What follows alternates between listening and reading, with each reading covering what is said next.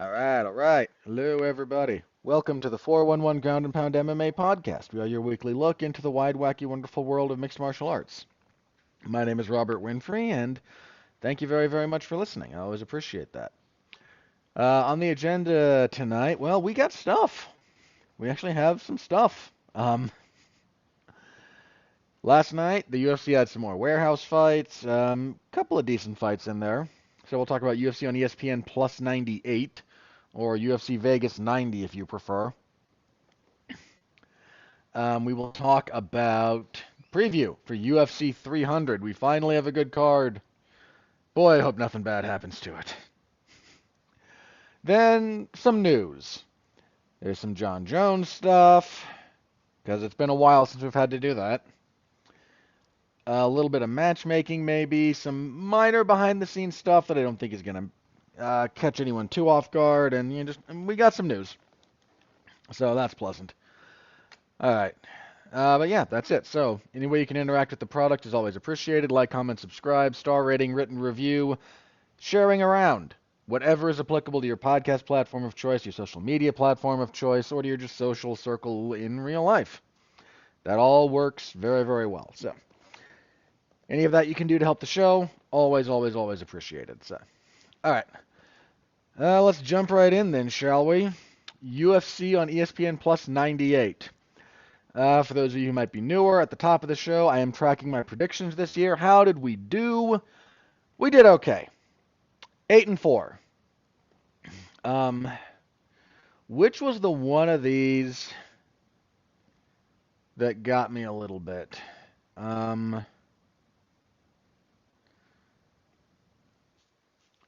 Well, okay. First of all, before I get into full of that, we had 4 fighters miss weight. Alexander Hernandez missed weight. Then both fighters on our first fight of the night, that would be Melissa Mullins and Nora Cornell, they both missed weight. And then Cynthia Calvillo missed weight. And Cynthia Calvillo missed weight, and the fight was canceled. So that fell apart. So because it didn't fall apart the day of, anything that happens on weigh-in day is just canceled and doesn't count. I do have a fizzled column for anything that, because I don't mind tracking events that fights that fall out day of just as an oddity, because it doesn't happen that often, but it's happened twice already this year, so see how common that winds up becoming. Of the ones I got wrong, I think only 2 I probably should have gotten correct. One of them was just a close fight. We'll talk about that in a minute or two.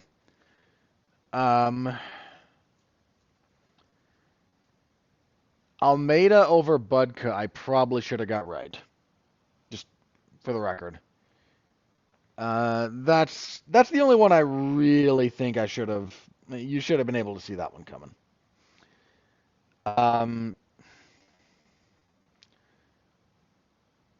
Because Cornell over Mullins. If I look, I don't do a tremendous amount of tape study for the first fight of the night. And I have a life. But that one I hemmed and hawed a little bit, so I'm not going to beat myself up about that one too badly. It's mostly the Almeida one that I probably should have had that one. Everything else, yeah, just kind of played the way it played. So 8-4 on the evening. That's fine. Year to date is now 99-48, 3 no contests, 2 fights fizzled. Again, for those keeping track of that stat, which doesn't play into the actual math of this. No contests kind of do, but or at least I keep track of them. Again, the fizzled is for my own thing. No contests are official results of fights. So if I'd gotten one more right, could have hit triple digits. I was kind of hoping to get to triple digits before UFC 300. But, there were the last 2 events before this one, actually the last 3, I have not done great. So any of those 3, I could have done better on and been where I wanted to be here. But 8-4 for an event, I will take it. I'll take 2-1. I just want to be better than a coin flip. That's my goal by the end of the year. I don't know how the math's going to shake out on that, but right now, again, 99-48. I'm okay with that. I'd like it to be better, but I'm not going to complain. I'm not going to complain too much about that one. All right. Fights in particular. Main event. Brendan Allen defeats Curtis Jackson via split decision. There was a 48-47 either way, and then a 49-46 for Allen. That drew some consternation on the internet. I was 49-46 Allen when I was doing this live. Caveat there, I think the third round in particular, I think I got wrong. But some of the perils of trying to score while you're doing coverage, they kind of showed up. So my scoring is imperfect, and it's usually only after I've seen something a second time, or usually after seeing it, whether or not I'll really stand by my scoring there. I think 3-2 either way is perfectly fine. This was, I thought, the fight of the night. It was not officially, because reasons. There's always reasons. Mostly pertaining to whoever hands those things out on the night. How did this go? Again, good fight. It's worth your time to look this up. Early on, Allen doing some kicking. His takedown game was okay. The problem was he really, really struggled to hold position or to mount serious attacks. He had a few moments when he did. I don't mean to say never. But he was not able to really control Curtis for long periods of time or do a ton of damage. Now, enough to win 3 of the rounds for 2 of the 3 judges, but close. Curtis's boxing still pretty darn good. If he would mix in a few more kicks, man. He showed a head kick a couple of times in this fight, and it surprised Allen a little bit. I don't think he ever landed it flush, but he got close. His body work is always very good. Allen slowed a little bit. He rallied, but the body work was paying off a little bit there. Just a good fight. It's a pretty darn good fight. Ultimately, I think what really cost Curtis, he seems to have torn his hamstring in the 5th. Well, he's talked a little bit about this. Says he injured it in the 2nd, and then some exchange in the 5th round aggravated it. So unfortunately for him, the last couple of seconds of the last like 10-ish seconds of this fight, he's limping on that right leg and against the fence, and he looks like he's been badly hurt. Now, a torn hamstring is miserable. Never had one myself, but I've known people. Miserable. The fact that he was standing at all, like, my hat's off to him, man. Because if he'd done what a lot of people would have done and just collapsed, that they would have stopped it. But he maintained. Good for him. But that was a really close round, man. And letting Allen have a big flurry when you look hurt at the very end of it might have cost him that fight. Again, really unfortunate for him. I like Curtis. And he turned in a very good performance. The fact that he did this on short notice, that's very, very commendable. After the fight, Allen said he wants a title shot. He's been banging that drum for a little bit. He's got a 6-fight winning streak now, which is certainly laudable. I think 5 of those are finishes. Either 5 or 4 are finishes. Unfortunately for him, he's being hampered by the level of opposition. He was supposed to fight Marvin Vettori here. And that would have done his career a world of good if he'd won. If he'd fought Marvin Vettori and won, which not a guarantee, Marvin Vettori is a very tough out. But beating a guy ranked that highly would have been big. This is a good win. I don't mean to imply that it's not. I understand his calling for a title shot. I really do. But he's going to have to beat somebody ranked highly at least once before he gets that. And that's unfortunate. I mean, I think they all but confirmed that we're getting Duplessis and Adesanya next. And look, my respect for what Israel Adesanya is capable of doing is fairly well documented at this point. I don't think he deserves that shot. Sean Strickland wants a rematch. Their fight was okay, but I mean, I'm a little bit sick of immediate rematches personally. And much as their fight was close, and it wasn't an all-time great fight, and Strickland doesn't have a big body of work in the division. I know they're just trying to capitalize on some of the heat that you had kind of generated between DDP and Izzy. Okay, I understand it. I don't think I'm not knocking Adesanya. I'm really not. I like him as a fighter, but I don't think he has meritocratically earned this shot. The dude is like what 2-1 in his last three title fights. Might be three and sorry, it's like 1-2 because he lost to Pereira, beat Pereira, lost to Strickland.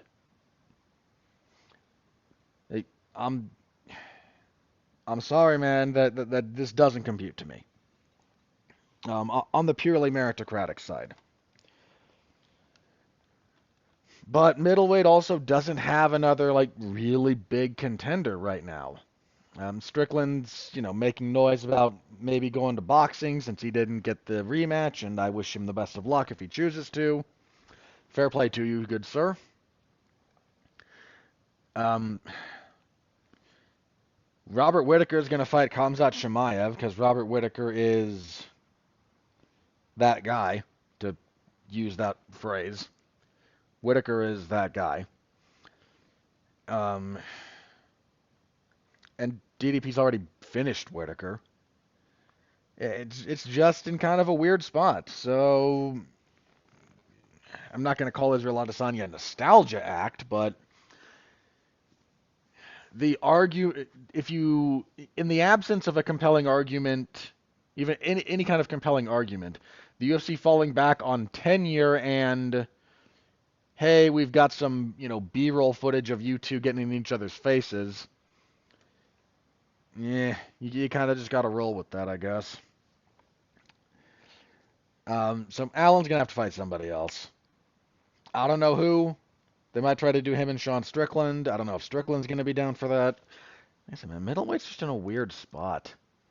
And I'm not trying to be overly negative here. It's just, it's where they are. Let's have a look at it real fast, actually. Yeah, so you've got Duplessis. Strickland's the number one contender because reasons. Then you got Adesanya, then Whittaker, Cannonier, Vettori, and then Brendan Allen. So, Cannonier maybe? I don't know what's up with him. I mean, if you don't mind me going very briefly through this whole division, you'll see what I mean when I say it's just in kind of a weird place. So DDP, Strickland, Adesanya, Whittaker, Jared Cannonier, Marvin Vettori, Brendan Allen, Paulo Costa, Nasruddin Imavov, Roman Dolidze, Jack Hermanson, Khamzat Chimaev, Anthony Hernandez, Paul Craig, Chris Curtis, and Caio Borralho. I'm not here to say that this is a bad division. I'm really not. We're just kind of in a point of flux where Chimaev, Hernandez, and Borralho in particular are kind of trying to rise. Vittori's a young guy, but he's been here for quite a while already. And then you got the old guard that's like, okay, fine, you want my spot, come take it. And occasionally they've been turning them back. And you can't knock the guys for, if you can't get over the hump, you can't get over the hump. I mean, look, if I was going to talk about a division in a bad spot, light heavyweight's not great, and heavyweight is kind of a mess. And we'll get into more of that a little bit later. So Curtis, hopefully that injury is not too serious. I mean, clearly it's not.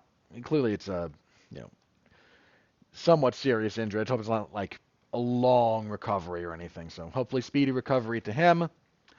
Allen's probably going to need one more, but that's where we are. All right. Next up, co-main event, Damon Jackson against Alexander Hernandez. Jackson wins via split. 229.28 for Jackson. That's what I had. And a 30-27 for Hernandez that, yeah, I'm not so happy with. I'm not up in arms over it, but look, man, the first two rounds were kind of close. Not horribly close, but kind of close. And I think Hernandez won the third, not decisively, but I think everybody gave him the third, right? You're gonna make me look this up specifically. Let's have a look at the official scorecards. Jackson and Hernandez. Doo-doo-doo.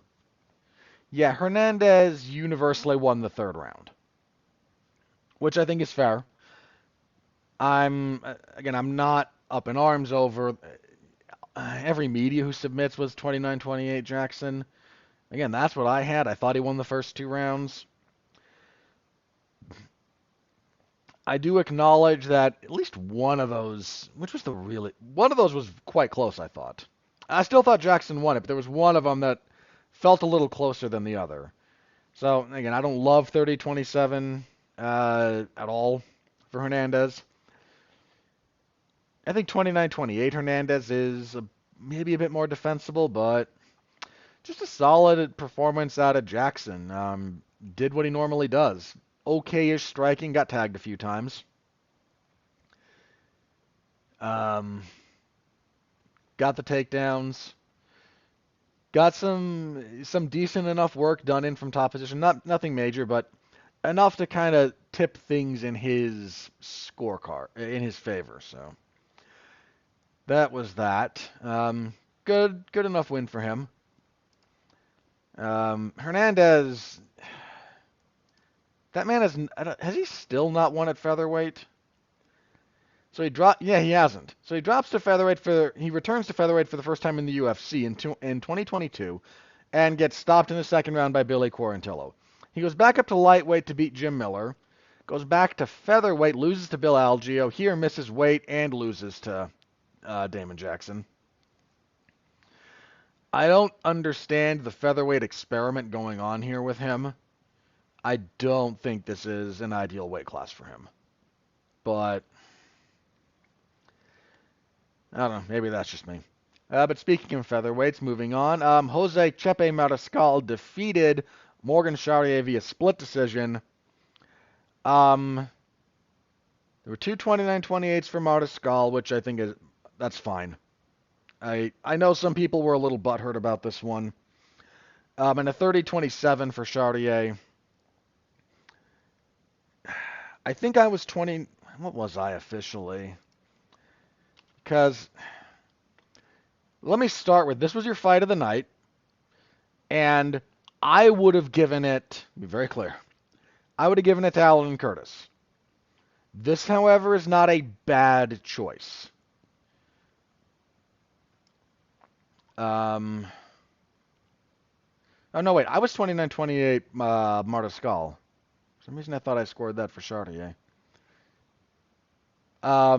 Third round, super close, was probably the decider. This was a good fight. It was a fun little 15-minute scrap. Some wild positional changes, some exchanges on the feet. Just good stuff all around from both guys. This would be the other one I think that I would say look up. This is not the most technical thing in the world. There's some good technique to be had here, but it's just kind of a fun little scrap. So it was a good one. Good. Again, I scored it for Mariscal, but some people. I'm just out of idle curiosity because I haven't seen some of the other reactions to this one. A lot of people 29-28 Chartier in the media.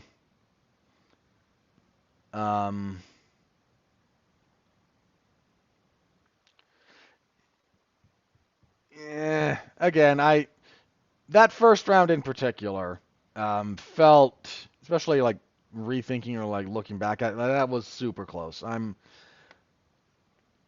once again not up in arms over this one. 29-28 either way is fine, in all honesty. Martiscal turned it into a little something at featherweight here. I mean, his debut, short notice, up at lightweight, and he had what I constantly say is like the most entertaining parking lot fight you'll ever see when he fought Trevor Peek. Featherweight, where he kind of belongs. Look, he had some trouble with Jack Farr early, or excuse me, Farr Jack Jenkins, Jack Farr. But ultimately got him to injured his arm on a takedown, and that's a win. Competitive fight here, but I don't think him winning is wrong. Again, 29-28 either way. I'm not taking issue with it. And I don't even really hate 30-27 for Chartier. So, good little fight. Good little fight. Lightweight, Ignacio Bahamondes defeated Christos Giagos via head kick, 3:30 for the first. This was our only finish on the main card, by the way. Dude, there were a whopping 4 finishes all night on this card. And the first 3 were the first 3 fights of the evening. After that, oh boy, we were going long. So, um, kind of just what I thought. Bahamondes is a fun fighter. Got some range, used it pretty effectively. He's got some defensive issues if people can close on him. Like a lot of tall guys, he kind of leans. That's a recipe for disaster in some circumstances.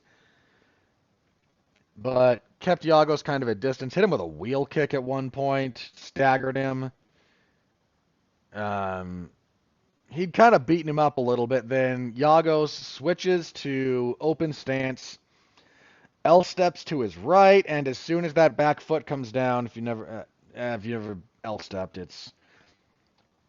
you make an L with your feet. So generally, it's front foot comes to back foot steps out at a 90, or something approximating a 90. As soon as that back foot hit, Bahamondes had that left kick up on the side of his head. Um, Bahamondes, after the fight, said he would like to fight on the Noche card. They're going to be in the Sphere for that in September. Or not, that's not. They're calling it Noche.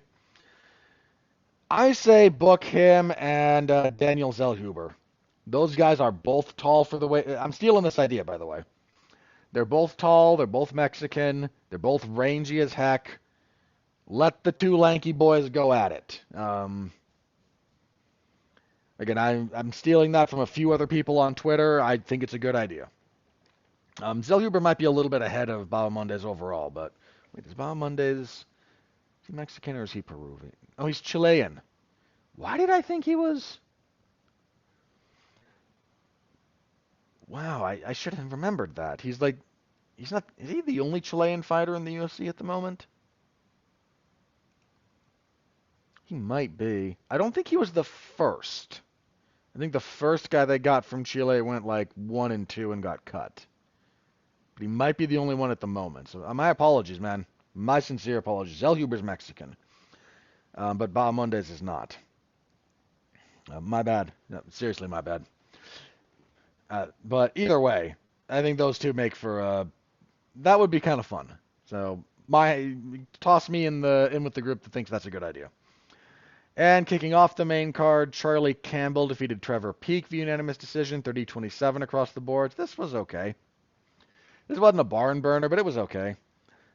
Peek just tried to push a little bit of a pace. He just has not figured out how to marry his meme fighter tendencies and throw in the big standing hammer fist, which everybody jokes about those. And it bothers me when people laugh at it, not because I don't get it, but because that's a perfectly valid strike. It's not my favorite strike in the world, but you really want to tell me that's a bad thing to throw? You don't have to worry about your wrist alignment necessarily. There's a little bit less. There's actually, if you're in MMA gloves, there's like no padding on the sides there. You're getting some more force behind it. Like, again, when you do the boxing and the big gloves, well, boxing you actually can't hammer fist. It's very specific about which part you can hit with. And that's kind of, in some respects, it's kind of carried over to punch philosophy in non-boxing sports. And they're not, they're not the same sport. So it doesn't bother me that he throws those. It bothers me how he throws them, or some of the other stuff that goes along with it. But hey, I'm using standing hammer fists as part of my striking flurries and combinations. Dude, that's good. That's not a bad idea. Got to make it work, but it's not a bad idea. But he's trying to figure out how to marry that with actual technique and good strategy and all that stuff. And Campbell's just a little bit ahead of him. So Campbell gets the win. Solid fight. Next up, welterweights. Alex Morono defeated Court McGee via unanimous decision. 29-28 across the board. Not a lot of... Morono had a good first round. He usually does, but he tends to slow a bit as the fight goes on. Certainly his movement slows. These two guys, they beat each other up to the body. Morono just landed a little bit the better punches to the head. Second round, Morono jumps for a guillotine. McGee escapes, spends the majority of the round on top, kind of beating him up from full guard. Third round, Morono back to fighting on the outside a little bit. Enough to get the win. I was surprised at how competitive McGee looked here. I was ready to write him off, but apparently he had neck issues that he got fixed surgically and might have given him a little bit more life in the UFC. We'll have to see. I mean, they might still just cut him anyway because the UFC is the UFC, but based on this, wouldn't hate one more out of him. Like the last couple of fights before this, I was ready to, I don't think he needs to continue taking damage like that, but if part of his chin issues were, again, neck damage related, and he's got that sorted, again, wouldn't hit one more in this kind of a spot, but the guy's almost 40. It is coming to a close for him sooner rather than later. Heavyweights, Łukasz Dreszki defeats Walter Walker, unanimous decision, 29-28 across the boards. Crappy heavyweight fight. Nothing to see here. Women's bantamweight, Norma Dumont defeated Germaine Durandamy via unanimous decision, 29-28 across the boards. Round 1 to Dumont, round 2 to Durandamy, round 3 to Dumont. Not much to see here. Durandamy still struggles to get up, especially if she's taken down in open space. If you get her down against the fence and she can quickly go through the wall walking sequence, she's okay. If you make her scoot herself to the fence and then try to start wall walking from there, a bit more difficult for her. Yeah, Dumont got takedowns in 1 and 3, did not get any in 2, got the win. Bantamweight, this was supposed to be Victor Hugo and Alatong Hele. However, week of the fight, Alatong Hele had some kind of illness, pulled out. Pedro Falcao stepped in, like 3 days notice. Falcao made weight. If someone wasn't going to make weight, you'd think it'd be the guy stepping in on 3 days notice, but no, that man made weight, so good on him. Ultimately, Victor Hugo wins unanimous decision, 2-29-28 and a 30-27. Falcao tried to make this interesting. I think the first round could have gone to Falcao, but he just wasn't in like hard 3-round shape. And on 3 days notice, very few people are. So Hugo kind of stuffed the rest of his takedowns after that. Did okay. Did a little bit too much backing up for me. Did Hugo. Not much of a combination striker. Some of this I'm going to give him a little bit of a pass on because late notice opponent shift, and Falcao did not fight at all like Alatong Hele does. So some understandable things going on here, but they do bear noting. Also at bantamweight, Jean Matsumoto defeated Dan Argueta via guillotine choke, 4:59 of the second. Matsumoto did okay in the first. I think Argueta still took it, but Argueta, relentless wrestling attack, but Matsumoto, once he got a feel for how he likes to control, able to wall walk, do some good work in the clinch, break out, better striker. Third round, Argueta gets a little bit too aggressive looking for a double leg, kind of falls into a guillotine choke, and he taps just before he goes to sleep. You can see this. Round's almost over. He's fighting, but It's an arm in guillotine, but he's on the wrong hip. Matsumoto clearly knows what he's doing with this. And he taps, and then his arm goes limp. So this was like, he tapped right before he went to sleep. For anyone doing the, oh, if only he'd held on. If they go to end of the round, Matsumoto lets go, and Argueta is unconscious from the choke, we're done. Like, there was no saving that one. So pretty good all-around outing from Matsumoto here. This was a solid debut for him. Middleweight, Cesar Almeida defeated Dylan Budka via TKO punches, 2:13 of the second. Wrestler tried to take Almeida down, had some success in the first, but one of these things, guys, if you're going to wrestle, especially some of these high-level kickboxers that are transitioning to MMA, not saying don't wrestle them. I'm saying these guys know they have to be prepared for this, and there's enough people out there right now that know how to use the fence to make your life miserable if you're not an exceptional fence wrestler or have takedowns out in space that do not allow them to get to the fence. Everybody's kind of learned that that thing is your ally. So if your double leg carries them to the fence, they're probably going to be okay. Again, unless you are not just a good wrestler, wrestling against the fence is an entirely different skill set. Entirely is a bit strong, but it's a world of difference. It is not the same thing as open space wrestling at all, almost. And a lot of these kickboxers coming over, Adesanya, Pereira, now Almeida, like, there's quite a few. They figured out, okay, maybe in open space I'm never going to be able to out wrestle you. You put this thing behind me, you give me a good, I mean, how much to be competent at stopping yourself from getting taken down if you're against the fence or basic wall walking, you devote like 8 months to that, you're pretty good. You get a full year of it under your belt. Now, obviously, there's refinements and whatnot, but to do this, like low level, even like lower level UFC stuff, part of the reason guys struggle when they get to the UFC is there's a bunch of skills that you're trying to develop. If you're already a lights out kickboxer, and with a lot of experience at that, and Almeida is, if you can just dedicate boatloads of time to figuring out a couple of defensive things in these positions, and if you think I'm lying about this, look at Alex Pereira too. Open space, not the best wrestler, but he and Glover Teixeira helped him with this. Use that fence, man. That's your ally. Adesanya, same thing. Figured out how to use it. A lot of other guys are making those calls. So if you're the wrestler and that you see a guy with a lot of kickboxing credentials,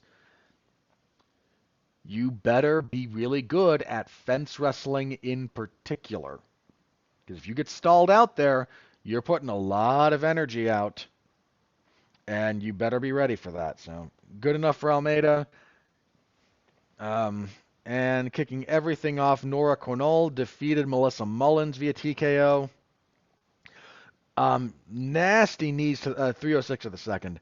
Some real nasty knees to the body from Cornell the whole fight. That's what set up the finish. She was throwing those things to the kidney,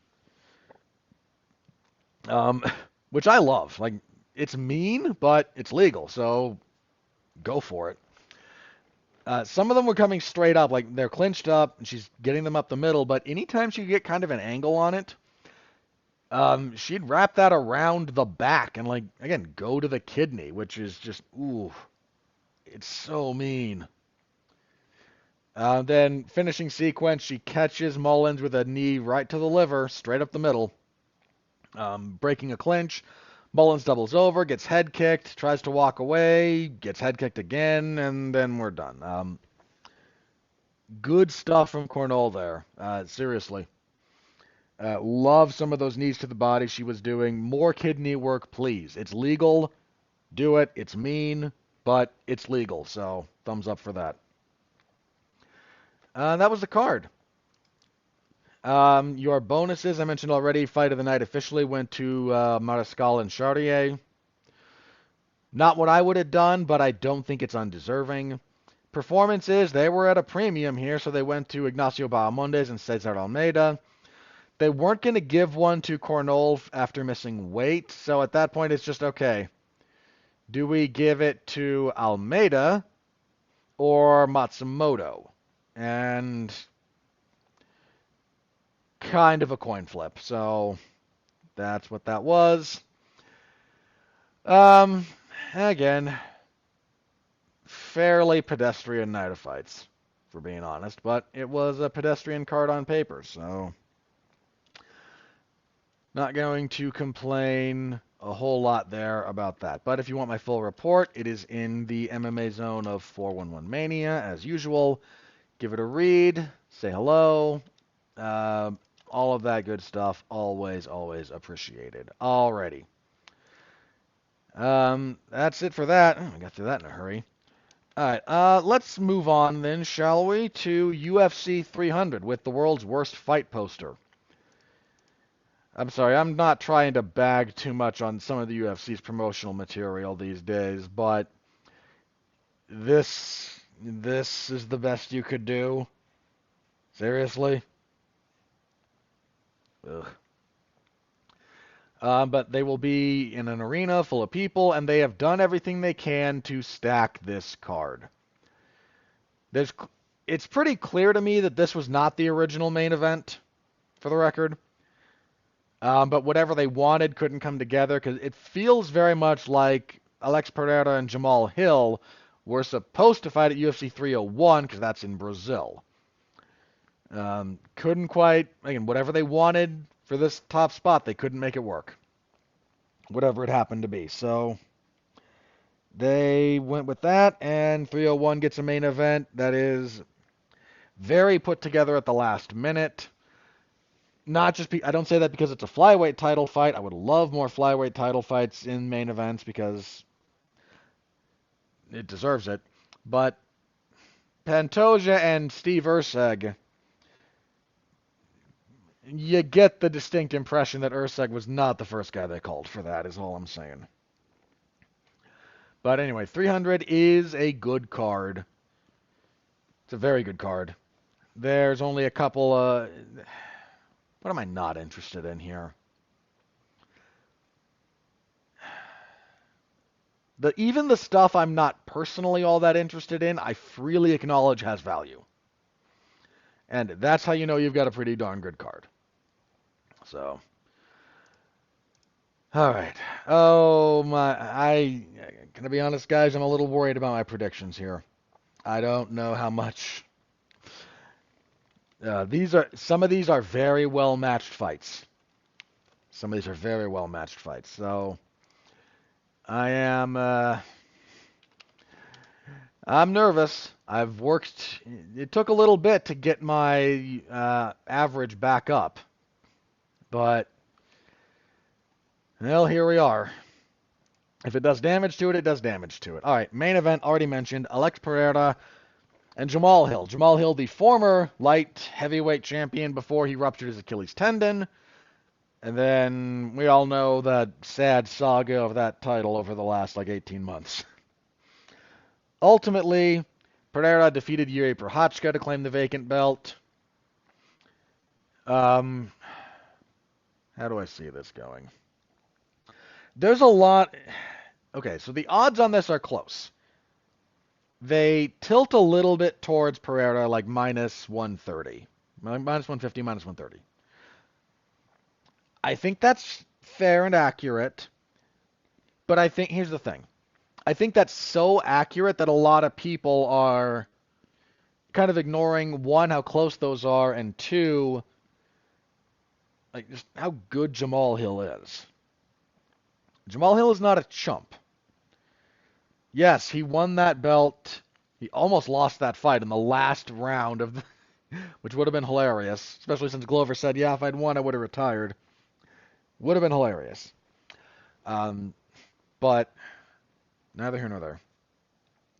Hill didn't win that by accident. Okay? He's got a good UFC record. I think his only losses are like one of them was early to Paul Craig. Yeah, that's his only loss. When he in 2021 when he got his elbow injured pretty badly in that Craig fight. Since then, three stoppages in a row and the decision over Glover Teixeira. This is not somebody you should overlook. And because everyone is very confident, leaning ever so slightly to to Pereira, Jamal Hill's chances kind of get lost a little bit in that discussion. If everyone goes, feels pretty close, but Pereira, then you kind of don't talk about, well, what's Jamal Hill got for him? So Jamal Hill has good power, and Pereira's chin has been cracked before. Not impossible to hurt that man. We've seen Jamal Hill fight over 5 rounds. We've seen similar from Pereira, but he and Adesanya kind of agreed to a pace. They both like fighting around the same pace for the majority of the fight, so we haven't seen his cardio pushed in a way that, even though Glover got the dog snot beat out of him for a lot of that fight, he had to kind of go for a little bit in that. And then Thiago Santos actually sort of had a decent pace. So how this plays in the first round is not how it's going to play in the 5th round, is if it gets there, is kind of my point. So Hill's got power. He's a good straight hitter. So he doesn't do a lot of the really loopy, weird MMA style punching that a lot of guys do. And then, again, I think it's a mistake to discount him. All of which to say, I'm still leaning towards Pereira, like pretty much everyone else. I am very slightly leaning towards Pereira. It's not impossible to beat him in a striking match. It's really not. But I don't know if Jamal Hill can replicate what the people who have beaten him in purely striking matches have done. So, again, that's kind of my question. And Hill is he's a little vulnerable to leg kicks. And something about how Pereira throws those calf kicks is just murder. It's just murder. So, this is a lot closer than the discourse will lead you to believe. Because again, the discourse has been like, okay, we lean Pereira. Not a huge amount, but we all lean Pereira. And because we all lean Pereira, nobody's giving Hill the due he deserves. And I say that as a guy who doesn't care for his public persona. But his skills are legitimate. He's going to have to try and outstrike Alex Pereira. Because Hill's not much of a takedown threat. Not saying none, but not much of one. Clinch work will not necessarily favor him. And it's just a tough matchup for him. And I don't mind picking Pereira. I'm going to say something very similar about our co-main event. For the women's strawweight title, 2-time champion Zhang Weili. Wait, out order on this? Yeah, that's next. Zhang Weili and Yan Xiaonan. First all-Chinese title fight in UFC history, and they were thinking about trying to put this, they had to have tried to put this in China, and I don't know what's up with them and the Chinese government at the moment, but it doesn't seem all that, it's not just the government, I don't know what the bureaucratic hurdles are, but they must be bureaucratic, because all other things being equal, the UFC likes the Chinese market, and had a potentially good fight for that market here that just circumstances must have conspired. And couldn't tell you what, but everything else about how the UFC tends to conduct business does lead me to believe that there's circumstances beyond their control influencing this. So I'm going to do what I did with Hill here. I'm going to give Yan her due. Her only losses in the UFC, she got out-wrestled and kind of beat up by Carla Esparza, and then she dropped a split decision to Marina Rodriguez. And I kind of thought her fight with Dern should have been a draw, but ultimately it was a majority decision, and she knocked out Jessica Andrade her last time out. She's got power. She's a pretty good fighter from distance. Both women have a fair amount of Sonda in their background. They both throw that rear leg side kick, very Sonda style. Uh, I can't describe it, but I've seen guys who throw that back leg side kick like Savat style or karate style, and there's just a little bit about how the Sonda guys do it. That it's none of those are all the same, for the record. The Savat back leg side kick, it's a back leg sachet. Not the same. I mean, it's functionally the same kick, but there's execution differences. And just if you've seen a Sonda guy throw it, especially a Sonda guy in MMA, you know it. And again, I don't want to discount Jan here. She's got decent power. She's got good overall physical strength. But she was out grappled by Mackenzie Dern, which is not the end of the world. She had some decent escapes, but Dern's control on the ground is also not really what Zhang's is. Zhang is a physical... Dude, if you've seen that woman pick up Shaquille O'Neal, you know how strong she is. That's a problem for a lot of people that face her. Her takedown game has improved a lot. She's got power, physically strong, 5-round experience. The odds here are a little bit, I hate to say disrespectful. The odds are heavily with Zhang. She's like minus 500, give or take. That's a lot. That's just a lot. I don't know that I like her odds that heavily, but I do favor Zhang Weili.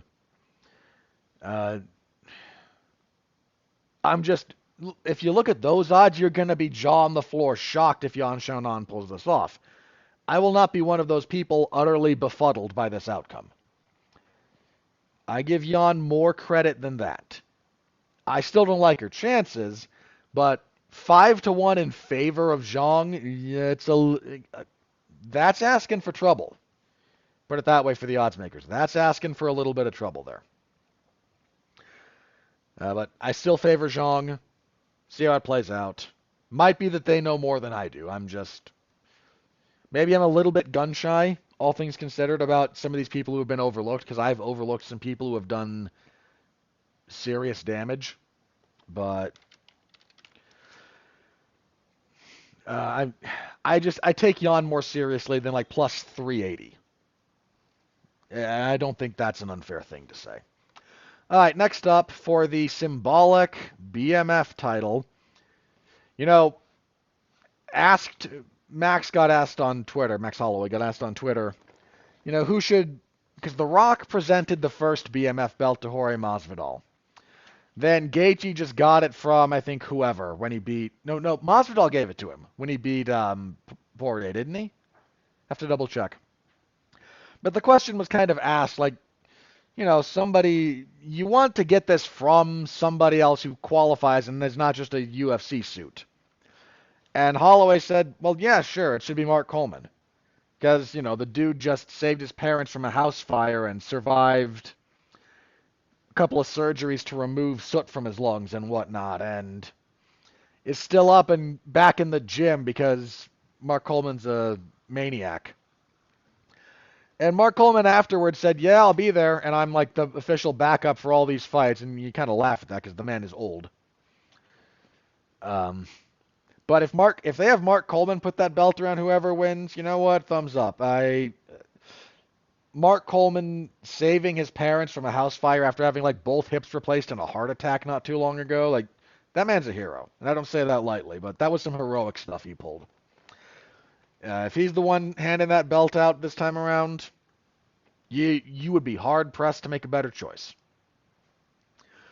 The fight itself is between Justin Gaethje and Max Holloway, and I mean, what do you want me to say here other than hook this into my veins? There's people in MMA fans who are not like big on the violence. I'm not a just bleed guy. I love me some good technique. But I love me some violence too, and I don't think those two things are one, they're not mutually exclusive in terms of application of violence or technique to get to violence. And violence is a technique in and of itself in some respect. You've seen violent fighters like there's just something about them.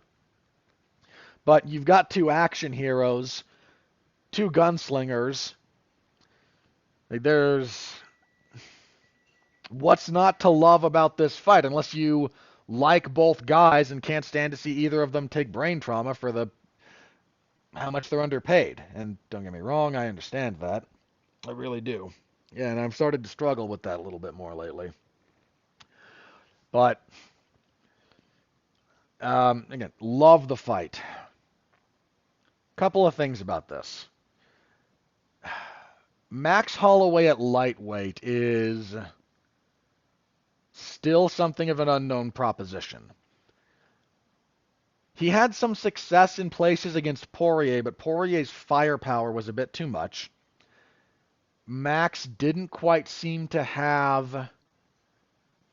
He's not a.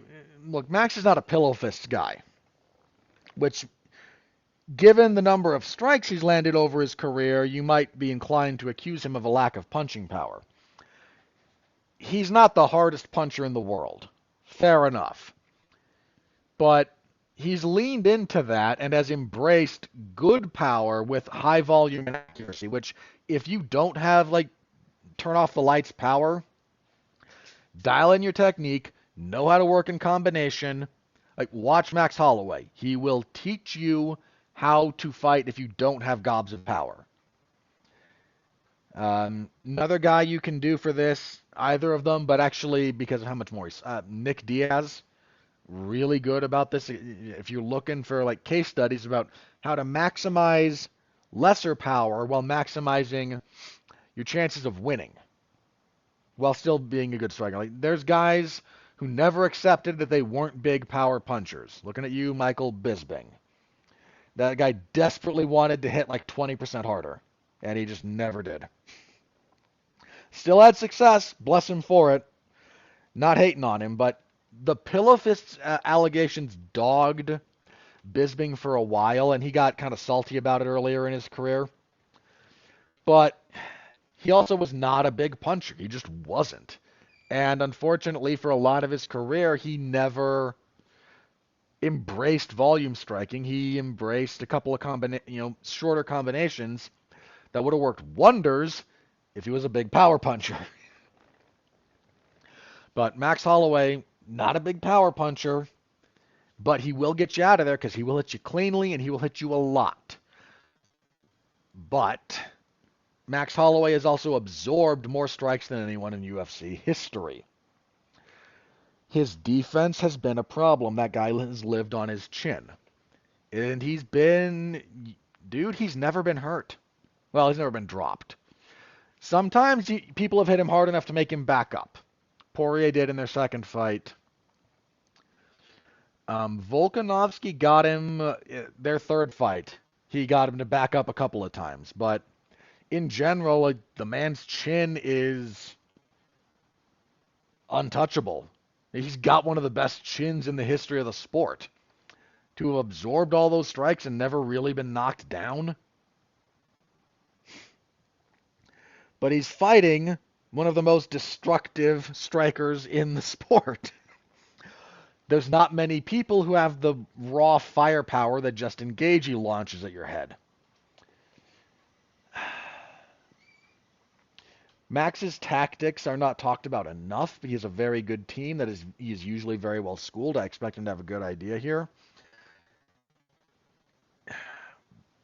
But it's not like Gaethje is just a caveman. What I would like to see if I'm looking for, like, what do I think each guy should really dial in on? Max needs to be a little bit lighter on his feet than he has been for a while. He can't be as settled. Needs to be in and out, needs to draw out Gaethje's attacks and then counter. Body work seems to usually be key against Gaethje. So pay attention to that. If you're Gagey, I've mentioned this before, like Gagey fights backwards from a lot of people. Conventional wisdom when it comes to striking is you jab first, expose weaknesses, draw out patterns, and then launch your bombs. That works for most people. Gaethje is the opposite. Gaethje throws bombs at you and then polishes you off after you're already hurt.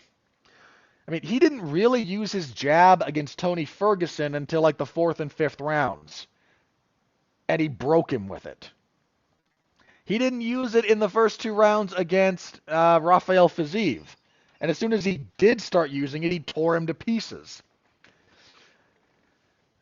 Over 5 rounds, that's just a long time to fight Justin Gaethje, man. It really is. I'm picking Gaethje. I love both guys. These are 2 of my favorite fighters to watch for entertainment. They're 2 of my favorite fighters to watch for technique. I love these guys. I love this fight. It breaks my heart to pick one of them. But ultimately, man, Max's defense is just kind of an issue. He's gotten away with a lot of it. The leg kicks might be a problem for him too. If Gaethje can replicate elements of what Yair Rodriguez did, Max will be in serious trouble.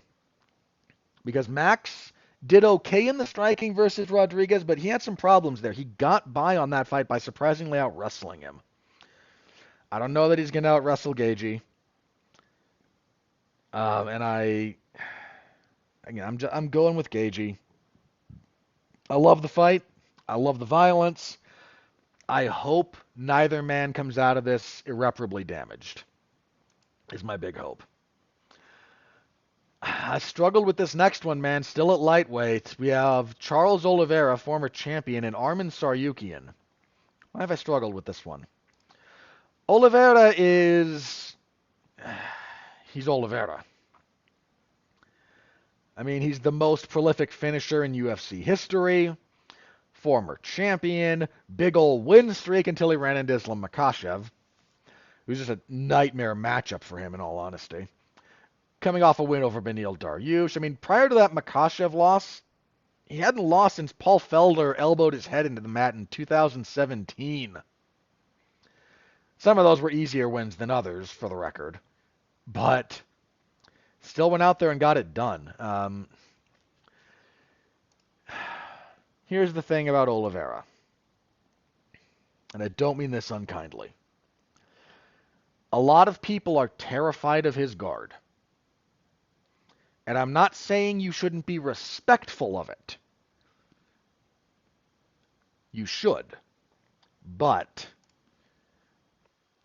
Oliveira's reputation as a submission threat, I'm not saying it's overstated. It's misunderstood more often than not. He has an active guard, but he can be smothered from there. He can be, if you know what you're doing, you need to be respectful and aware. You don't need to be terrified of his guard. Beneil Dariush was not afraid of his guard, and Beneil Dariush's problems in that fight were not related to the ground. That's where that ultimately kind of led into the finish, but that wasn't the big problem. Islam Makhachev beat him up on the ground. Now, it's easy to say, oh, that's Islam Makhachev. Yes, it is. I say all that to say, Arman Tsarukyan is not going to be afraid of his ground game. That may be a problem if he is not respectful of it, but he is not going to be afraid to wrestle him.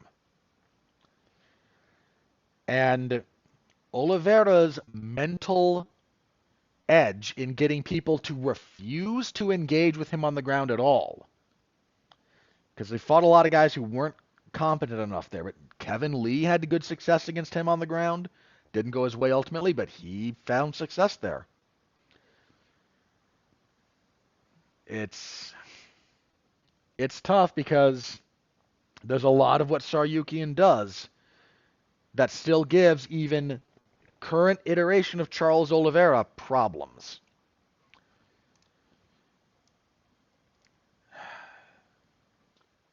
But Oliveira is still in general an offensive dynamo. If Saryukian can't get him down and force him into jiu-jitsu mode, clinch Oliveira's clinch game is really good. He's good about throwing knees. He's good about throwing in elbows. He's got power. It's sneaky power because it kind of, again, you don't quite expect it. Oliveira's defense on the feet is still kind of an issue, but this is the thing. Like, you saw Poirier drop him, Gaethje dropped him, and what did they do? They did not go down into his guard. Either they were afraid of it, or they didn't think they'd hurt him badly enough. Oliveira had such an aura around this that he got people in MMA to give him a standing 8 count. If you get dropped and the other guy says, nope, not going down, the referee looks at you and says, get up. As long as you're, okay, getting up, you don't get the full standing 8 count, which can go on for a while, but there was such respect/fear for that position with that guy that people would hurt him and then take, your 3-4 seconds to recover while you regain your feet because I don't want to be down there with you. When you take away that element of how you fight Charles Oliveira, very different fight. Very different. Now look, could Oliveira submit me 18 times in 3 minutes? Probably less. You can submit me 18 times in 1 minute. Like, I am nobody next to this guy. But I'm not Arman Tsarukyan either. And if I'm Arman Tsarukyan, I think ultimately I do... Hang on. What's my deciding factor going to be here? Oliveira's only 34. He'll be 35 in October. Tsarukyan's 27. Oliveira's starting to hit the downside. Not majorly, but past the peak. Tsarukyan's starting to get there. That's another big factor. Tsarukyan was given Makhachev. Rewatch that fight with Tsarukyan and Makhachev, by the way. Heck of a lot of wrestling. Not just takedowns, I mean wrestling. The odds are actually with Tsarukyan. I can understand why. I really can. There's a lot about this matchup that has troubled Oliveira in the past. In the recent past, mind you, not even like distant past. If this were 5 rounds, I would actually favor Oliveira. Not that Tsarukyan can't fight into the 5th round. We've seen him do it. But the more time you have to spend dealing with the danger that Oliveira presents, the worse off you are. The 3 rounds thing is actually kind of convincing me to go with the odds and lean towards Tsarukyan. Am I really? Spent a lot of time talking about it, haven't I? Spent a lot of time talking myself into that.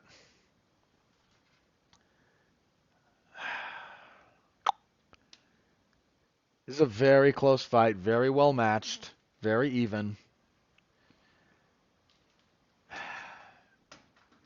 I'm still... I'm going to buck the odds and go with Oliveira. But I don't know about that one. I don't know about that one. What's my other cause for hesitance here? It's not like Tsarukyan's ever been finished. Both Makhachev and Mateusz Gamrot beat him by decision. Now, neither of those guys are the caliber of finisher that Oliveira is, but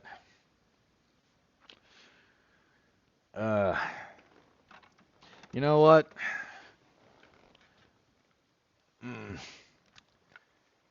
I'm gonna stick with Oliveira. I am. If I eat the L, I eat the L. Right? Might feel real bad about this one, and if I'm wrong about this one, I will kick myself over it. But There's a little bit of Saryukian's There's a large part of Saryukian's defense that is his offense. Meeting offense with Charles Oliveira is a problem. But I can easily see Saryukian just out-wrestling Oliveira. Easily. Uh, you know what? That's the real question. Is Saryukian going to entertain prolonged striking exchanges with Oliveira? That's where he'll get in real trouble. If he's going to get in trouble, that's where it's going to start. If he comes out and is immediately looking to not just clinch, but clinch to takedown,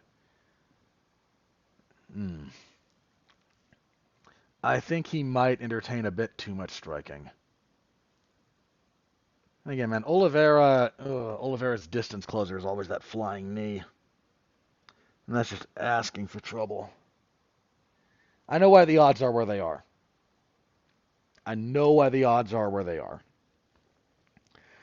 But I'm going to go with Oliveira, and I'm just going to be wrong if I'm wrong. A fight I must equivocate and wonder over much less is our main card opener, Bo Nickel and Cody Brundage. Bo Nickel is a minus 2,000 to minus 3,000 favorite, depending on where you look. There's good reason for this. I don't think Cody Brundage is some kind of scrub. He has wins in the UFC. He's just got a lot of losses to a lot of guys who do stuff similar to Bo Nickel. And he's gonna... I don't have a good reason to pick against Bo Nickel in this fight. I just don't. So I'm not. Moving on. Light heavyweights might crown your next title contender here. I also feel like this is your backup fight. If something happens to either Pereira or Hill before this card, either of these two could slot into that main event spot. You've got Yuri Prochazka, former champion, and Alexander Rakic. Prochazka coming off of the loss to Pereira. Before that, he had a long winning streak, going back to 2015. And he looked okay against Pereira in places. He just looked a touch rusty. And Pereira is a very good fighter. Meanwhile, we have Rakic coming back from a knee injury. I've been fairly high on Rakic in the past. I thought he beat Volkan Oezdemir. His fights with Anthony Smith and Thiago Santos, they were clean wins, but they were not inspiring wins. Then he was going okay with Blachowicz. I think they were around a piece going into the third. And then his knee gave out, just random knee injury. Really unfortunate.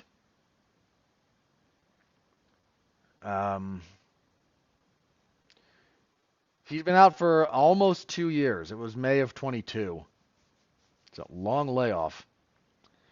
The layoff's a problem, and getting welcomed back by Yuri Prochazka, that's a problem too.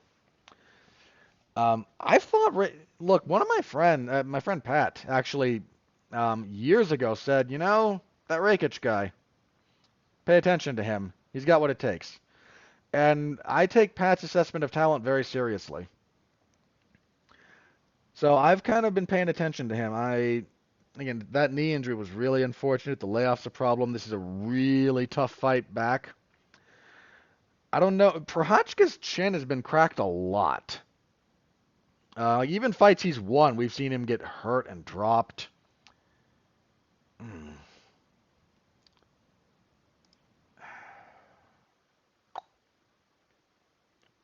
Rakic is actually a slight favorite in most places.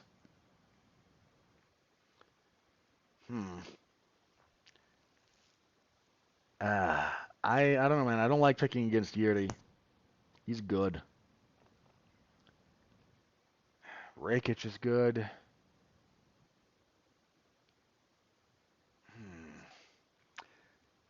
Yuri is hard to predict. It's kind of the thing. It's really hard to predict. Not necessarily outcomes, but like methodology, how the fight goes. All that kind of stuff.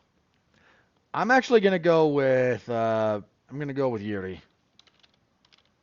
Uh, because I don't want to spell out Prochazka for this. I'm gonna go with Prochazka, but it's a lot to lay off. Under other circumstances, if this were Rakic, like say he had gotten a win over someone like way down in the top 15 as his fight back, and this was his second fight back under these circumstances, I would probably pick Rakic. And under different conditions, I actually would. But let me go with Prochazka here and just be prepared to feel like an idiot. Another fight I have to be prepared to feel like an idiot on. Calvin Kattar and Aljamain Sterling. This is a featherweight fight. Former bantamweight champion Sterling moving up in weight. I think Sterling is your favorite. Where are you? There you are. Yeah, Sterling's the favorite. I can kind of see that. Look, Kattar's a very good fighter. I thought he beat Josh Emmett when that fight happened. He's coming off that knee injury, though, when he fought Arnold Allen. That might be a thing. That might be a thing.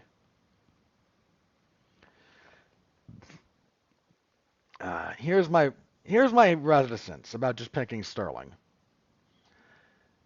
A lot of Sterling's game relies on him being physically stronger than you, which I'm not sure he is at featherweight, and utilizing a long game of reach advantage at distance before crashing distance and grappling you. That's very broad strokes, but those are the broad points of his game. And there's stuff that works into that, obviously, and he's obviously very good at it. But he's not a pocket fighter. He's not a combination fighter. He picks at you from the outside with long-range weaponry, because you're normally at a reach and height disadvantage to him. Then when you try to close distance, or when you're a little bit befuddled by that, he closes distance, and he's able to out-wrestle and out-grapple. He was able to do that to the entire bantamweight division, pretty much. I don't know how well that game is going to translate up a weight class, because some of the conditions he is used to enjoying and the preconditions for his style's success are not necessarily in play. And by way of example, Calvin Kattar's 5'11" with a 72-inch reach. Sterling is 5'7" with 71 inches, so he's going to be at a height disadvantage. He's not used to that. He'll technically be at a reach disadvantage, but it's more the height and general range that are gonna, if something's gonna throw him off, I think it's that. That's how Sean O'Malley beat him. That's a gross oversimplification, for the record. But if you look at, how did Sean O'Malley beat Aljamain Sterling? The preconditions for Sterling's success were not there. He couldn't close distance. He couldn't corral O'Malley, and he couldn't pick it in from range, because O'Malley was actually taller and a little bit rangier, and it messed with everything Sterling was trying to do.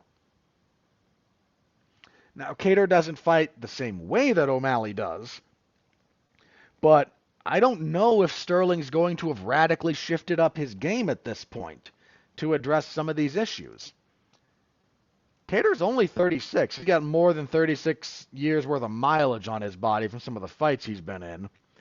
Dude was on the wrong end of a historic beating against Max Holloway. Sterling doesn't have that kind of mileage on him. But I don't know that 145 is actually going to be a refuge for Sterling at this point. I'm actually going with Kattar. Not by a lot. And man, I mentioned this already previously. I've only gone negative once on my picks all year. This might be another one. This is really kind of shaping up that way in my head. Some of these fights, man. Speaking of some of these fights, women's bantamweight, former champion Holly Holm and UFC debutante and two-time Olympic gold medalist in judo, Kayla Harrison, is going to square up. I don't know what to expect out of this one. Holly Holm at age 42, um, still being competitive, is kind of both a kudos to her and a little bit of an indictment on the division. She got choked out by Mayra Buena Silva last time out. They got changed to a no contest. Buena Silva had failed a drug test for ADHD medication, which I understand kind of why that's on the prohibited list, but man, we got to get better about some of this stuff. But she beat Yana Santos before that, had a tough fight with Ketlin Vieira before that. It was split. She's not fallen off a cliff the way you might have expected after a certain point in her career. And Kayla Harrison only has one loss. She lost a unanimous decision to Larissa Pacheco. That was their second or their third fight. She was 2-0 against her before that. Her entire career has been in the PFL.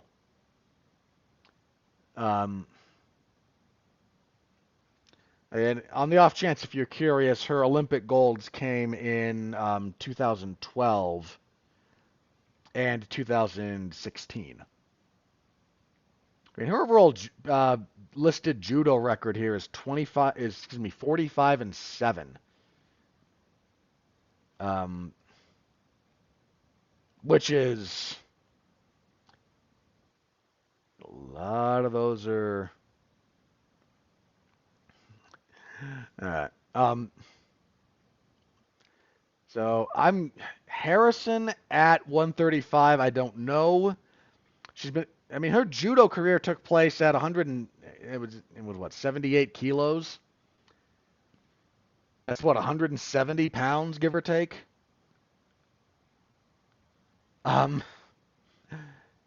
Her weight cut to lightweight is not the hardest thing in the world, but it's a cut. And then she made featherweight once.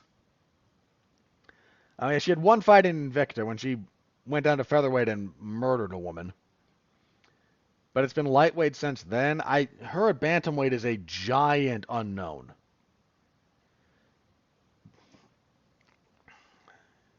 But Holly is hard to get a hold of. I could easily see this being just Holly able to keep distance, fighting on the outside.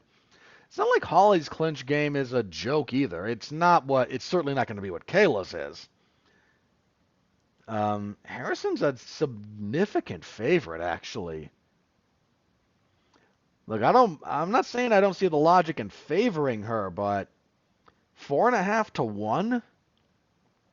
Dude, you pay out 3.5 to 1 on Holly Holm in this kind of fight?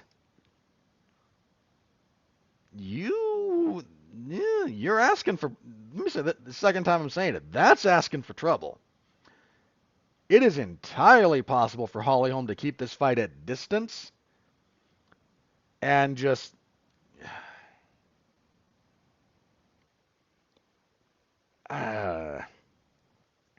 if you're a gambling man and you still have those odds, and if you don't mind losing, that's something to consider. I think I'm still going to favor Harrison. Holly's habit of clinching up, that might bite her here. You can't clinch with Kayla Harrison as a general rule.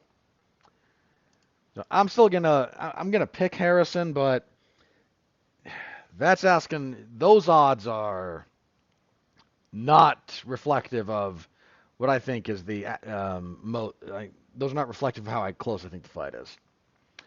Featherweight, Sadiq Youssef and Diego Lopez. This should be fun. Youssef, coming off a loss to Edson Barboza. It was a good fight. It was a really good fight.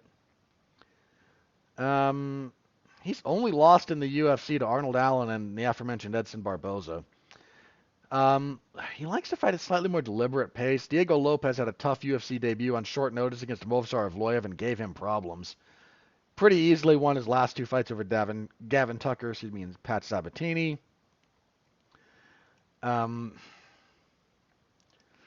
My gut says actually to consider Lopez here. The odds agree with me.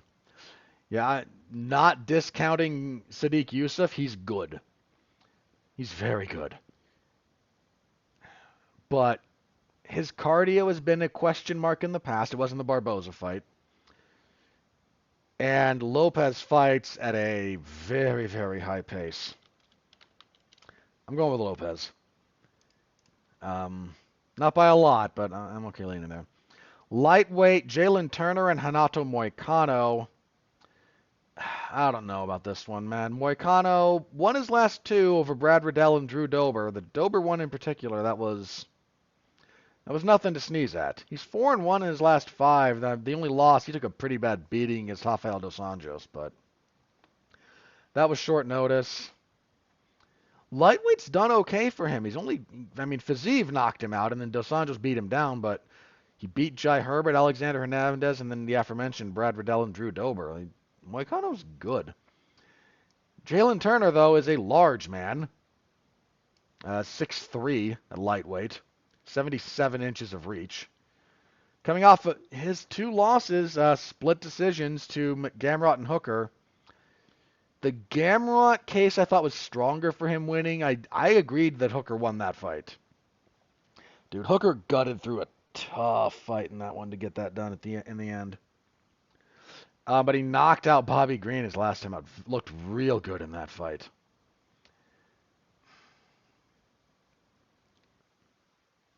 I'm torn on this one, man. I am just kind of torn. And how big exactly is Moicano? 5'11", so he's giving up 4 inches of height and 5 and change in reach.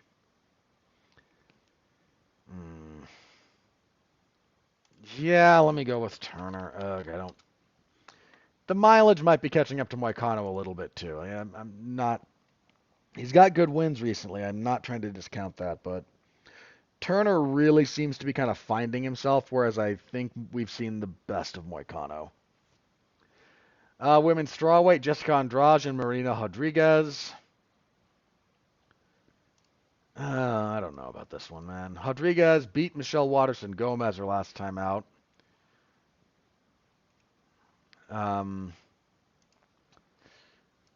Andrade really seems to be a little bit... Look, she had a rough stretch. Losing to Erin Blanchfield, that was short notice. Got knocked out by Yan Xiaonan, that was bad. Got kind of run over by Tatiana Suarez, but again, Blanchfield, one of the best flyweights. Yan currently fighting for the belt, and Suarez, one of the great what could have beens, in all honesty. She stopped Mackenzie Dern her last time out. I mean, here's the thing about Andrade. She's only 32, which is shockingly young, considering she has 37 fights, and has a UFC tenure dating back to 2013. She was part of the first... Wasn't she part of the first ever UFC women's fight? I might be wildly misremembering. I think I am. Now, Carmouche and Rousey might have been the... No, Carmouche and Rousey was actually the first. I don't know, and I don't care to look it up, so I apologize if I'm erroneously remembering. But... Wait, maybe this wasn't that got Carmouche the title fight? Hang on. No, I think that was after. Pretty sure that was after. Alright, it does not matter. I'm not bothering to look this up. But that's a lot of mileage on Andrade, and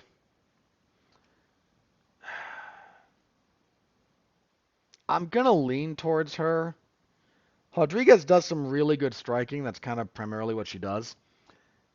And Andrade can be hit and can be hurt, but I don't know that I've seen Rodriguez have to react to the power that Andrade brings, and that's just different. So this is close, but I'm going to lean towards Andrade. And just another one I might be very, very wrong about. Lightweight Bobby Green and Jim Miller. Can't complain about this fight. You know me, guys. I know it's emotional. But I'm picking Jim Miller. Bobby Green coming off that loss to Turner. He won a couple of good fights before that over Tony Ferguson and the Grant Dawson one in particular. Um, but Miller can still go. And I'm not going to be surprised if Bobby Green wins. I think he's your favorite, so I'm not really capable of being of sound accurate prediction when it comes to Jim Miller at this point. I think this is winnable for either guy. I think it'll be a good fight, but I'm riding with Miller, and if it screws up my ratio, it screws up my ratio. I can live with that. And kicking everything off at bantamweight, Davison Figueiredo and Cody Garbrandt.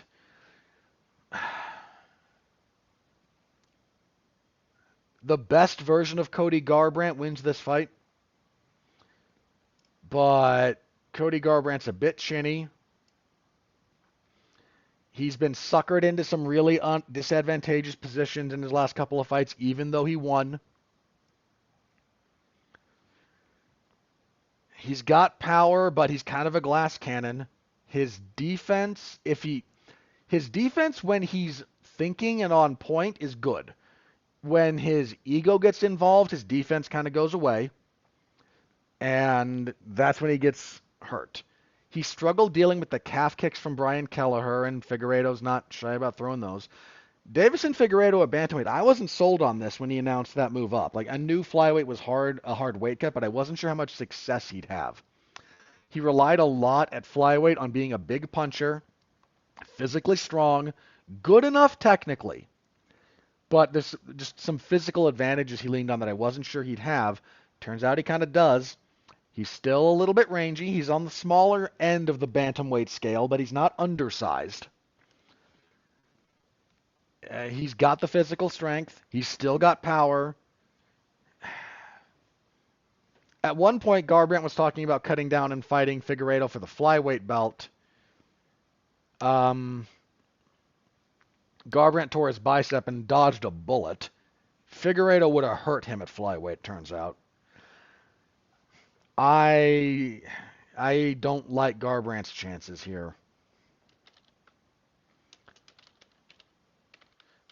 I think this is a tough matchup for him. Figueiredo, that's the other thing about this, man. Figueiredo's tough. He's eaten some shots from some guys who have decent pop. Now, Garbrandt, probably the hardest puncher he's ever faced, so needs to be acknowledged there, but this is a tough fight for Garbrandt, and I kind of like Figueiredo's chances, so that's where we are with that. Saturday, MMAZone411mania.com. Stop by, say hello, give it a listen. You know how that works, and I always, always appreciate any and all of that you guys can give me. All right, yeah, that took a bit, but big card, lot of fights worth devoting some time to. So, but let's move on, shall we? So, news broke yesterday. So, the UFC's new drug testing partner is Drug Free Sport International, DFSI. This is the same group that like most major sporting organizations use. And if you know anything about the drug testing policies of most major sporting organizations, you know why that's kind of not that I care, I'm just saying. So Jon Jones, UFC heavyweight champion, got into a little bit of hot water here. There was a police report filed against him by one of the drug testers for this company who claim he threatened her and took her phone and, again, threatened violence. And just feel free to find the whole thing if you want. I'm summarizing here. Now, Jon has a counterclaim here. So that report was filed. There's a summons out for Jon right now that doubles as an arrest. He has not been taken into custody. Because there was misleading headlines about Jon Jones arrested. He's not been arrested. He's not in custody. Um, the summons related to this is very serious, and it can kind of double. So that's a whole. It's a legal subcategory of how you can choose to handle some of these things. So that's how they've chosen to handle this one. So Jon does have a court date. That's going to be a thing. But Jon has a different version of events where the drug tester showed up and was unprofessional, and there's allegations that Jon was intoxicated. I don't think those are too much in dispute. There was a party. He was celebrating a friend's birthday or something, and he was in his own home. He was not, to the extent that one can view the consumption of alcohol as responsible, to the best of all available information, he was not being irresponsible. I'd rather no one drank ever, but that's just me. Well, not just me, but that is my opinion. Um, so he's making some counterclaims of unprofessional conduct and stuff along those lines, which may well be true. I don't know. And there's some video that was from, like, 'cause he's got, the doorbell camera basically that shows the departure of the two people who were there for the drug test or whatnot, and him, and it seems amicable. I don't know. Jon Jones does not have a lot of doubt, a lot of benefits of the doubt, does he? At this point, we should be able to say that. Like, this is not a guy with a lot of chances left in that respect. So I don't know what happened. The counter statement from Jon, he's not making ridiculous allegations, and let's be very clear about the following. It's not like either this drug testing agency or any other drug testing agency has never had accusations not dissimilar to what Jon has levied against them, be levied against them.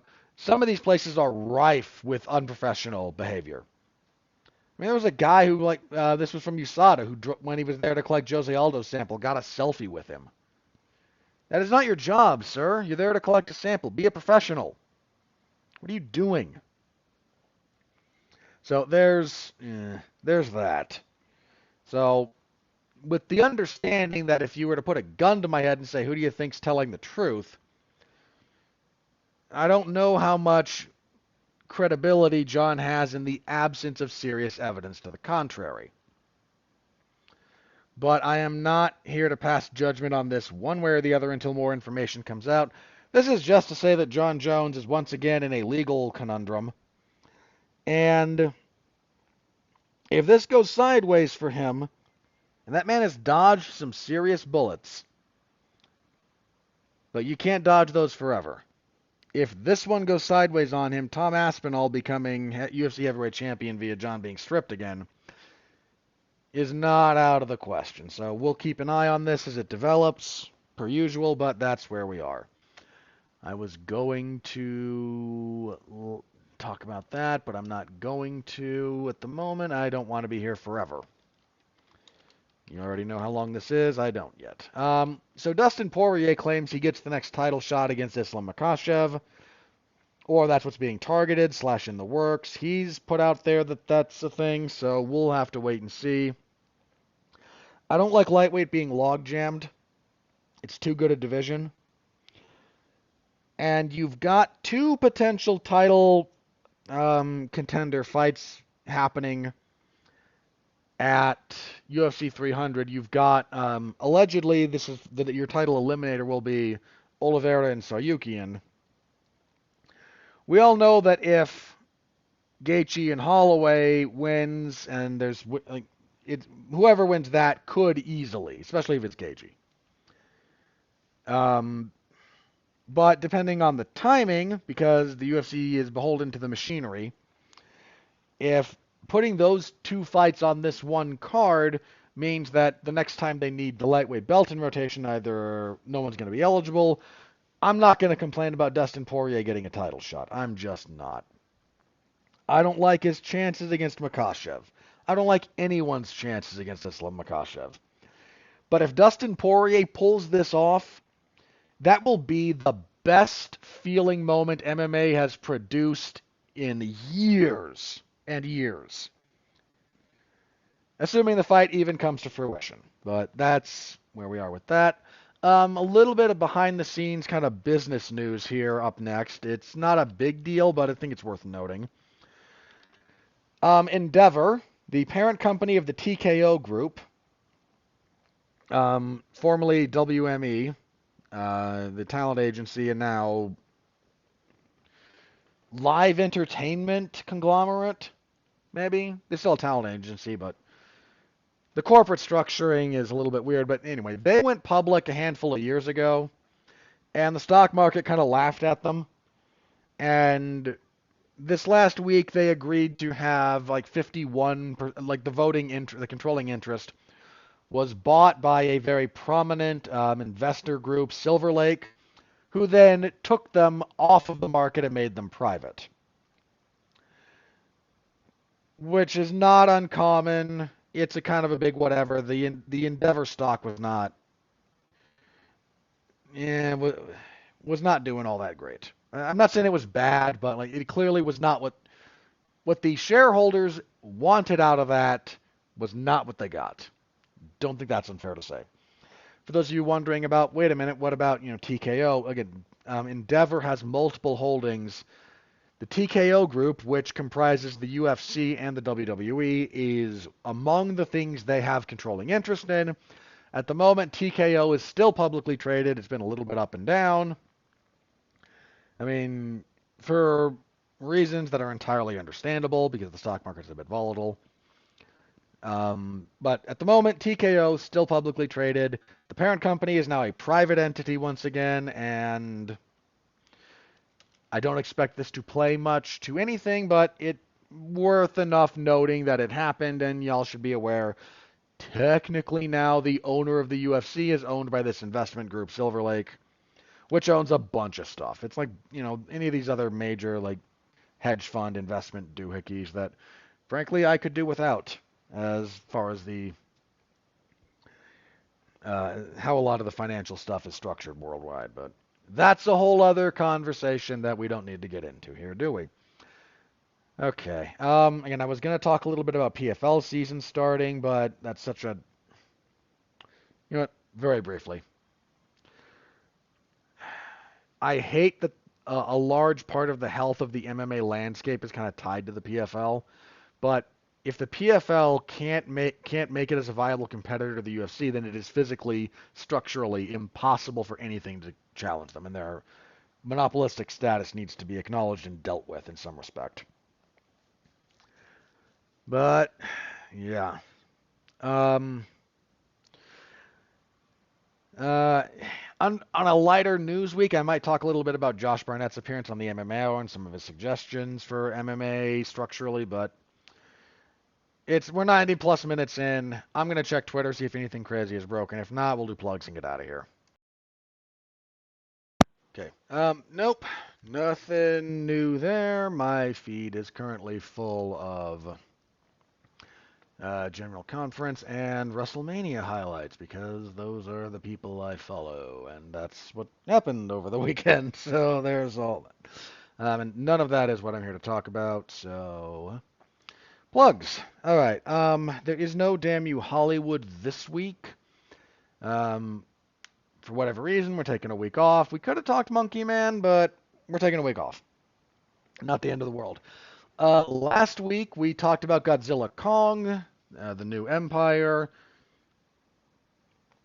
Tune in for our review of that if you're so inclined.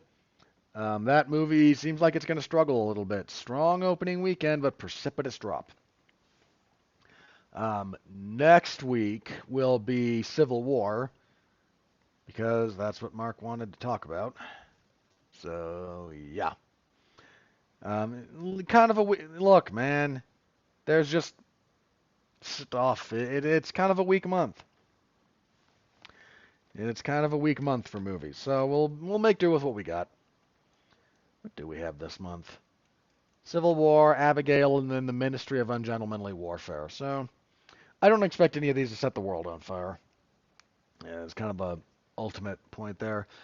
But again, if you want to listen to our Godzilla Kong review, that's me, Mark Radulich and Alexis Hejna. Then Civil War next week, not this week. So yeah, tune in for that. I'll talk more about that next week when I do the review preview. I cover mixed martial arts and professional wrestling over at 411mania.com. So WWE SmackDown on Friday. The fallout from WrestleMania will continue because that, again, just wrapped up. And UFC 300 on Saturday. So, see y'all then. We'll be back here reviewing UFC 300. There is no event the week after. They're taking a week off. Not the worst idea in the world. And in 2 weeks from Saturday, they'll be back with an ESPN card at the warehouse. What is worth? Hang on, how is this? Okay. This is not going to set the world on fire, but this is not the worst card. Matthews Nicolau and Alex Perez, okay, as your main event. Joel Alvarez and Mateusz Rebecki. That I'm actually kind of looking forward to. I usually like Ronnie Yaya. Victor Henry's not a bad opponent. What else do we got? Gabriel Benitez and Mahashate. Kind of curious about Mahashate.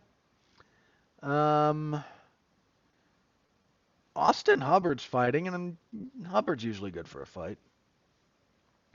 Don't know if I should care about Ryan Spann and Bogdan Gushkov. Probably not. It's light heavyweight. Of course I shouldn't care about it. Again, this is not going to be a great card. It's not going to set the world on fire. But in fairness to it at the moment, not the worst card the UFC's put out on paper this year. So that's as glowing as my praise gets for the warehouse fights, I guess. All right. That's it for me. Thank y'all very much. Back here next week for the review of UFC 300. Tune in then. Should be a good time. Thank y'all again for listening. I appreciate the heck out of you. Stay safe out there and continue to be well, be safe, and behave.